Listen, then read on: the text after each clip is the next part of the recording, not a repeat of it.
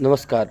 पिछली रचना में, पिछले खंड में हम लोगों ने श्रवण किया कि किस प्रकार से जब कोई छोटा व्यक्ति बड़े पद की प्राप्ति करता है तो उसके मन में कितनी उच्छृंखलता आती है और उस उच्छृंखलता के प्रभाव में आकर वो स्वयं को भूल जाता है। पर जैसे ही उसे एहसास होता है तो उसके पास केवल झुक करके विनम्र प्रार्थना करने के सिवा उसके पास कुछ बचता नहीं है। वह बारंबार निवेदन करने लगता है। चंद्रमा दिन में निकला तो दिन का स्वाद भी चखा, पर जैसे ही सूर्य की किरणें चारों तरफ से व्याप्त हुई, चंद्रमा स्वयं के अस्तित्व को लेकर के घिर गया और बारंबार सूर्य के चरणों में निवेदन कर रहा है। भाव कुसुम। यह सोच समझकर त्रुटि का निसाराज एहसास किया, भास्कर के चरणों में लोट लोट कर भानुदेव को याद किया।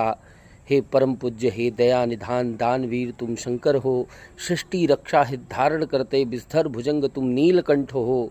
तेरी महिमा अनंत प्रभु, अनंत में तू प्रतिबिंबित है। तृष्णा ने मुझको उलझा दी, पर हम भी तुम पर अवलंबित हैं। हे दयानाथ, तुम ही व्यापक हो, मैंने भी अब यह माना है। आपकी कृपा से ही जग सारा चंद्रलोक को जाना है। मेरी शीतलता कोमलता सब दिया तेरा उपहार, मुझे लौटा कर मेरी शीतलता कर दो फिर तंतार मुझे। तो जब इस प्रकार के विनय के पद सुन लेते हैं श्रेष्ठ जन, तो वो विनम्र होकर के वही बात कहते हैं जो भास्कर को केंद्र में रख करके मैं कह रहा हूँ। स्वीकार मुझे है तेरी वाणी, जाओ अपने लोक सहर्ष, अन्यथा व्योम में घिर जाएगी तारा जाति की किरण समस्त। औषाद नहीं, अवसाद नहीं, परिमाण नहीं, परिणाम लिए मैं फिरता हूँ। दुर्दांत नहीं लखन मेरे, मैं प्राण आधार जगत का हूँ। जाओ तुम फिर छा जाओ, जाओ फिर तुम छा जाओ, तारा घट तुम्हें पुकार रही, मेघदूत की सेनाएं फिर से तुमको ललकार रही।